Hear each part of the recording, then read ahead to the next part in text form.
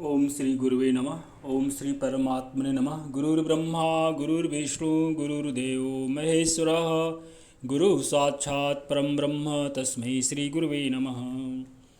ओम शांति शांति शांति। भगवान वास्तव में श्री भगवद गीता का महात्म्य वाणी के द्वारा वर्णन करने के लिए किसी की भी सामर्थ्य नहीं है, क्योंकि यह एक परम रहस्यमय ग्रंथ है। इसमें संपूर्ण वेदों का सार संग्रह किया गया है।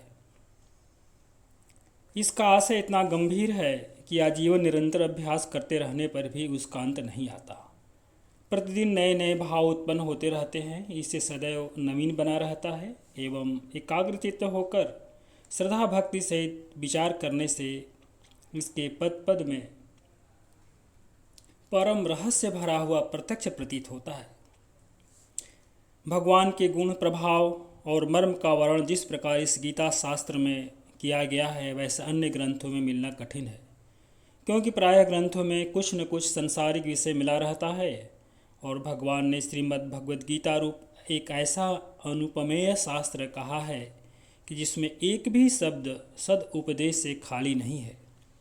श्री वेद व्यास जी महाराज ने महाभारत में श्री गीता जी का वर्णन करने के उपरांत कहा है, गीता सुगीता कर्तव्या किम मन्य शास्त्र विस्तरः या स्वयं पद्मनाभस्य मुख पद्माद्विनी स्थिरता।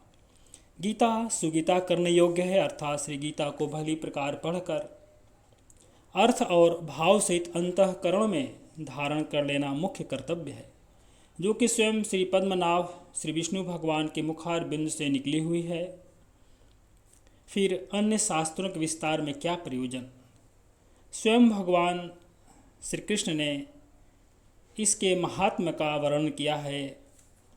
अध्याय 16 के श्लोक 68 से 71 तक। इस गीता शास्त्र में मनुष्य मात्र का अधिकार है, चाहे वह किसी भी वर्ण का हो, किसी भी आश्रम में स्थित हो, परंतु भगवान में श्रद्धा और भक्ति अवश्य होना चाहिए, क्योंकि भगवान ने अपने भक्तों में ही इसका प्रचार करने के लिए आज्ञा दी है। और यह भी कहा है कि ऐसा नहीं कि सिर्फ मनुष्य ही परम गति को प्राप्त होते हैं, नहीं, स्त्री, वैश्य, शूद्र और पाप योनि में भी मेरे परायण होकर परम गति को प्राप्त होते हैं। अध्याय 9 के श्लोक 32 में स्पष्ट लिखा हुआ, अपने अपने स्वाभाविक कर्मों द्वारा मेरी पूजा करके मनुष्य परम सिद्धि को प्राप्त होते हैं। अध्याय 18 के श्लोक 46 में स्पष्ट उल्लेख है। इन सब पर विचार करने से यही ज्ञात होता है कि परमात्मा की प्राप्ति में सभी का अधिकार है, परंतु भगवान उक्त विषय के मर्म को न समझने के कारण बहुत से मनुष्य जिन्होंने श्री गीता जी का केवल नाम मात्र ही सुना है, वे कह दिया करते हैं गीता तो केवल सन्यासियों के लिए ही है। वे अपने बालकों को, अपने परिवार में जो स्त्री हैं, बच्चियां हैं, उनको भी इसी भय से श्री गीता जी का अभ्यास नहीं कराते हैं कि गीता जी के ज्ञान से कहीं ऐसा न हो कि लड़का घर छोड़कर सन्यासी हो जाए। किंतु उनको विचार करना चाहिए कि मोह के कारण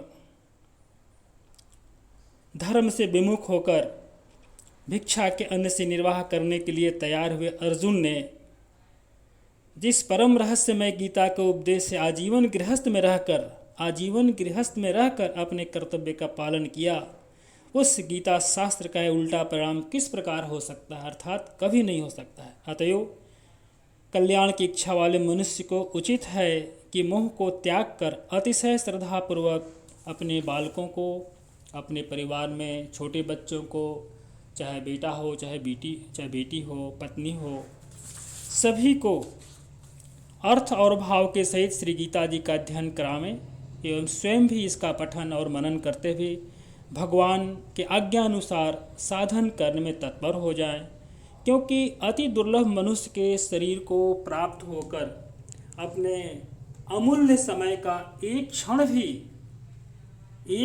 भी दुख मूलक क्षण भंगुर संसार के भोगों के भोगने में नष्ट करना कदाचित उचित नहीं है। प्रणाम।